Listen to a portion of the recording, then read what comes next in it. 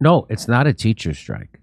It's an LA school district workers strike. So the people who support everybody, your lunch hall and all that stuff, they're the ones. There they are. So here they are. And massive strike shutters Los Angeles Unified School District as a sea of workers seeking higher wages rallies downtown. This is great. The start of a massive three-day strike, led by the lowest paid public school workers and supported by teachers, shut down Los Angeles campuses Tuesday amid a fierce morning storm, sent parents scrambling for childcare and meals, and brought thousands of picketers to campuses and boisterous afternoon rallies downtown. Of course, they have to open the story with how inconvenient this is for everyone else, except the people who have to work at slave labor, slave wages. It was this fierce morning storm and they did this. The strike culminated a months-long buildup of labor tensions in the nation's second largest school district. Bus drivers, custodians, special education assistants, cafeteria workers, all members of Local 99 of the Service Employees International Union, have been negotiating with the district, demanding a 30% salary increase plus $2 more per hour for the lowest paid employees. Boy, that seems like a big increase, right? Wow. I didn't know there were people lower paid than school teachers. I didn't know that either. I didn't think it was possible. The walkout, which is planned for 3 days only, is technically a protest over alleged unfair practices by the school district. Max Arias, executive director of Local 99, said the decision to walk off the job was the workers' last resort. After almost a year of bargaining for better wages, the union's goal has been to raise the average annual wage of its members to $36,000 a year in Los Angeles. You know what it costs for an apartment in Los Angeles? It costs $28,000 for a one-bedroom apartment. And people who support your schools, we're sending hundreds of billions of dollars to Ukraine. Can we send a couple $1 million to educate our kids? I mean, just before we pay Ukraine's pensions. Yeah, I know. 36 grand. That's what they're trying. That's what they're fighting for. 36 grand a year in one of the most expensive cities in the world. As of March 2023, the average rent for a one-bedroom apartment in Los Angeles is $2,395, or this is a 2% increase over the last year. You know how much that is? That's $28,740 a year. That's $28,740 a year just for a one-bedroom apartment in Los Angeles. Average. That's not the high end. We had enough of empty promises, Arias said from Robert F. Kennedy Community Schools in Koreatown. If LAUSD truly values and is serious about reaching an agreement, they must show workers the respect they deserve. In the 5 a.m. darkness, when bus drivers typically begin their day, hundreds of district employees joined the picket line at the Los Angeles Unified School District's Van Nuys bus yard, marching in rain ponchos and balancing signs with umbrellas. Starting at 6:30 a.m., picketers converged at schools throughout the sprawling district as heavy rain soaked them. Alejandro Sanchez, a special education assistant, joined 20 other picketers in front of Eagle Rock Senior High School.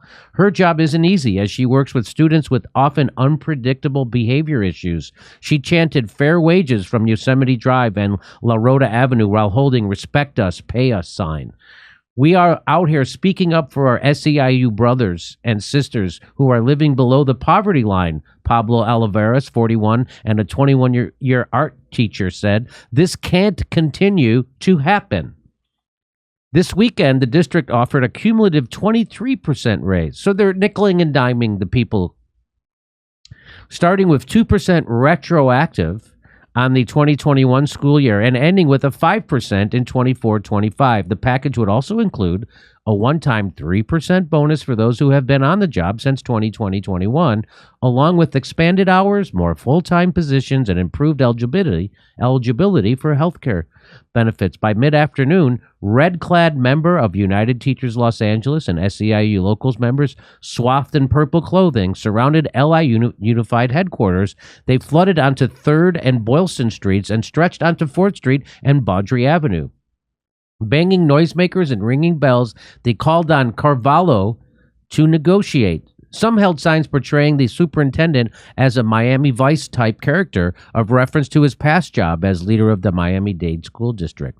Roxana Tynan, whose daughter attends Eagle Rock, joined strikers Tuesday and said she was aware most parents didn't have the luxury of a flexible schedule to protest, but thought any short-term pain from closed campuses was worth the long-term gains.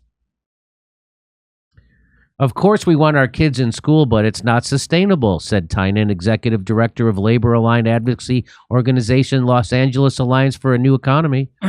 We're going to keep losing teachers and staff like special ed aides, custodians, and others if we don't pay better. This is in the best interest of our children. And it is. And here they are. There they are. Look at them in the rain. Good for them. There's a lot of them. Good for them. Guess what? Larry Elder, who's in my act, by the way, and is wrong about most things. Larry Elder is wrong about most things. He tweeted out, Los Angeles K-12 government schools dramatically underperform. COVID virtual teaching resulted in substantial student learning loss. Enrollment has dropped in favor of private schools and homeschooling. So what does the Los Angeles Unified School District teachers do? Why? Strike for more money, of course. Well, Larry, of course you're wrong again. These aren't teachers striking for more money. These are the workers who are living in poverty wages, striking for living wages, $36,000 a year, so they could go work at the LAUSD. Wait, so the lunch ladies weren't pulling their weight, and that's why the schools underperform? What the hell? Yeah. Right? Was it the bus driver, Larry? Is it the bus drivers? That's why the schools are underperforming? Maybe the kids got better grades. We could pay you enough to live. Is it the janitors? Is it the janitors? Right. Yes, that's right. So I guess Larry didn't read past the headline, and he didn't even read the headline because it's public school shut down as union workers, not teachers. 50,000 teachers are on strike in New Zealand. The UK, LA, and New Zealand in 24 hours. Teachers everywhere deserve so much more. I don't know what that means. The UK, LA, and NZ in 24 hours. What does that mean? I don't know. But anyway, I wish they would go on a longer strike than 3 days. I know it's inconvenient for people, but it's as we're sending $100 billion to the most corrupt countries with no oversight. To Ukraine for a war nobody wants. We won't even take care of our workers. We won't take care of our teachers. We won't take care of our bus drivers. We won't take care of our students. We won't take care of our own country. This is how all empires end. Our empire is ending, and this is how it is. We won't fund our own education. We won't fund our own people. We got people living under every bridge because we live in a completely corrupted culture and government. 100%. Go to jimmydore.com to see my new stand-up special, COVID Lies Are Funny. For only $10, you get to become a premium member, too. And come see us do our live shows. We're going to be doing stand-up comedy in Milwaukee, Nashville, Honolulu, Los Angeles, Northampton, Massachusetts, Syracuse, New York, Cohoes, New York, Hartford, Connecticut, Baltimore, Maryland, and more. Go to jimmydore.com for a link for all those tickets.